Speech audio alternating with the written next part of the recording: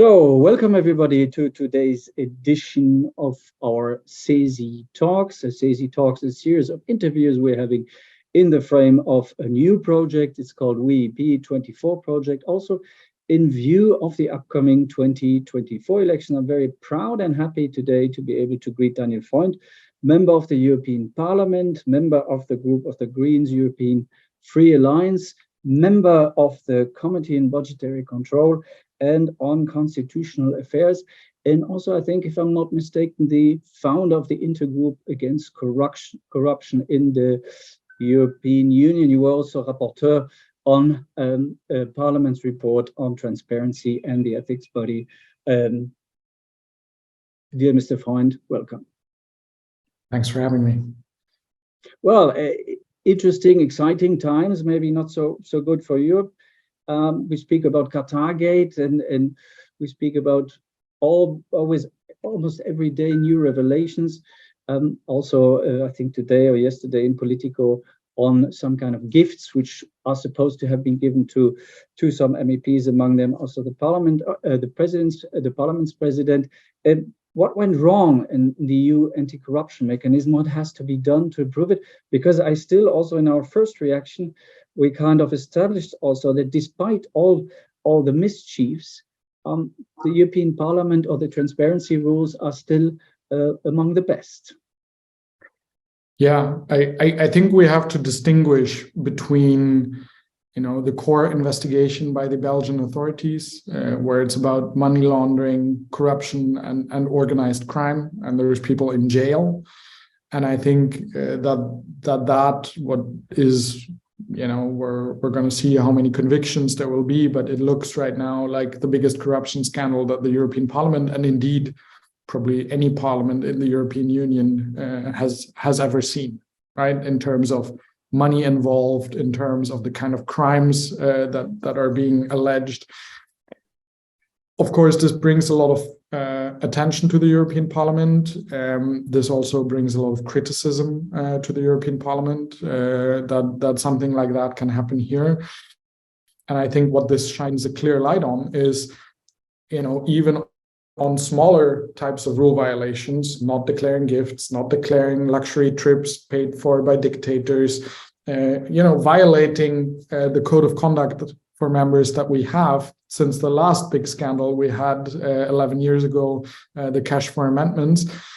And I think, what Transparency International, for example, says that we have a culture of impunity. It's difficult to argue against that because all the violations of the code of conduct in the last 10 years, there hasn't been a single sanction for those violations. So that's something that we have to address. We have to close the loopholes. It is true, on many aspects, we have good transparency rules, but if they're not enforced, then it doesn't really help. We have the rule in the rules of procedure that we as members are supposed to publish our lobby meetings. But half the colleagues here don't do it, and it has no consequence. So the question is a bit, the best transparency rule in the world, if not applied, if not enforced, and if violations aren't sanctioned, isn't really worth all that much. And I mean, I mentioned it.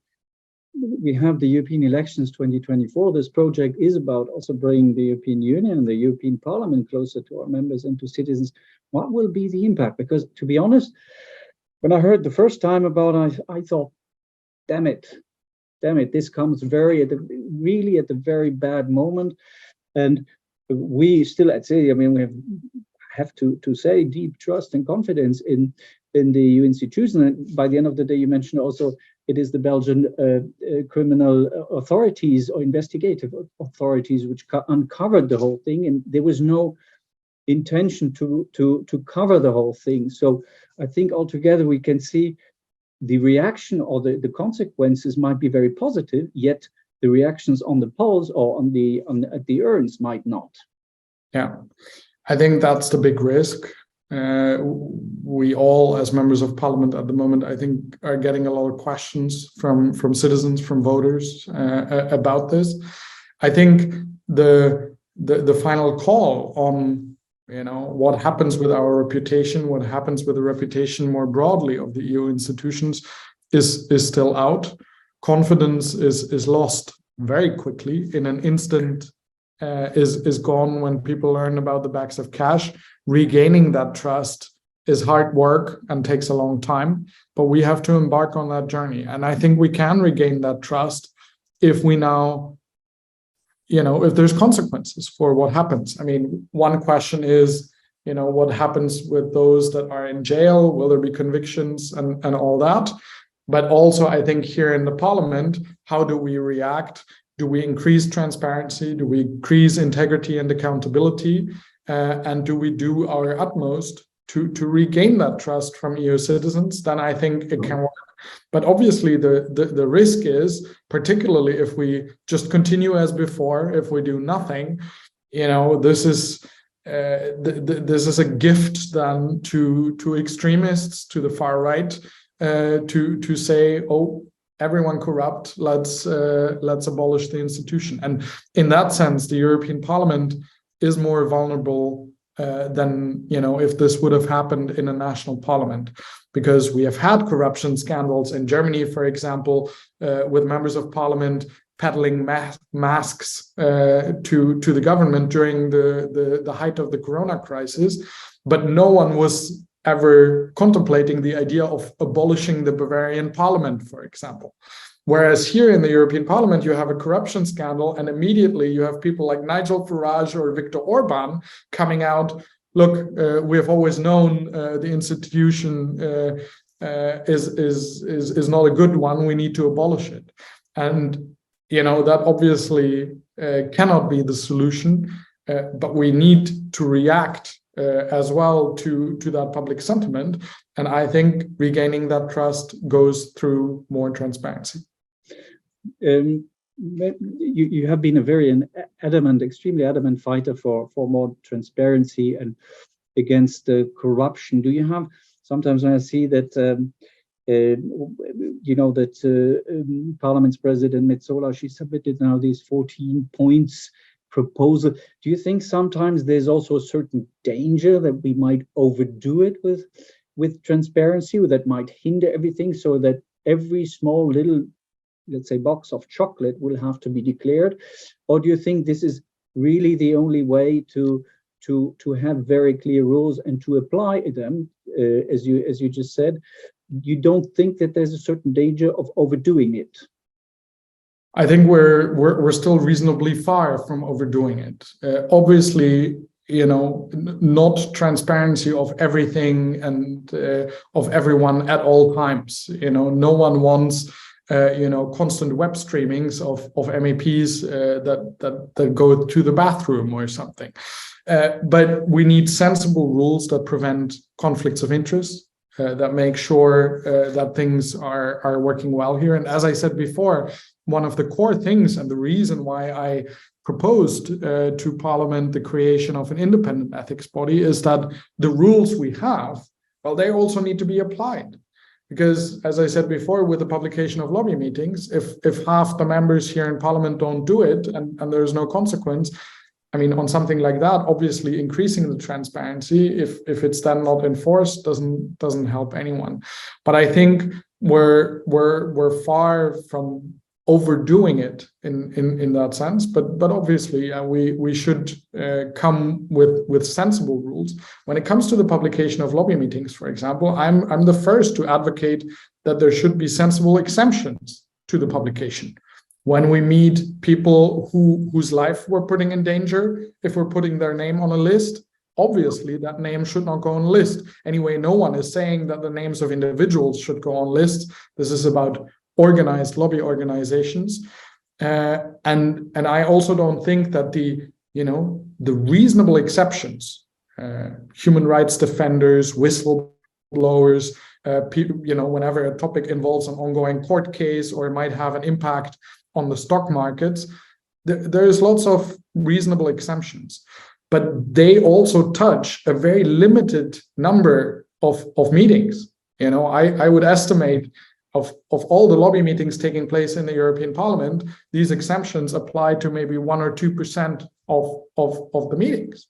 And this should not stand in the way of all those other lobby meetings with companies, with labor unions, with NGOs and whatnot, all the people we meet, that there be a minimum transparency on that. And again, no one asks for, web streaming of meetings. No one's asking for minutes of the meetings. It's really just on the 17th of December, me, Daniel Freund, I have met with CESI, and we have discussed whatever the minimum wage directive in the European Union. That's the extent of the transparency that we're asking for. You mentioned us, dear Mr. Freund, if an organization like ours, in general fight, let's say, for more transparency, more accountability and less corruption, can we play a role? Should we play a role? What is your view on that? I think you can, and lobby organizations of all shape and color coming out and saying, we favor this kind of transparency as well. We want to be transparent about our meetings, and we support that when we meet the Commission, when we meet members of Parliament, that they be transparent about that. I think that also helps in the debate, because I'm convinced, and I was one of the negotiators for the last lobby registry reform that we did, and I have been a lobbyist myself. I was registered with the European Parliament as a lobbyist for 5 years, leading the lobby work of Transparency International towards the EU institutions. I'm an ardent defender, that this be transparent. I'm also convinced that the overwhelming majority of lobbyists, also of corporate lobbyists, support this as well. Anyway, we will be up also to support you and to support general developments in this regard, and we will also strongly raise our voice, I think, when it comes to the upcoming EU EP elections, that this Qatar scandal should not shed too much negative light on institutions which we have experienced is working fine and well and mostly very transparent. Mr. Freund, thank you very much for having been with us. I wish you all the best for the coming year, and of course, thanks. I hope we can stay in touch. Be in touch soon. Thanks. Bye. Bye-bye.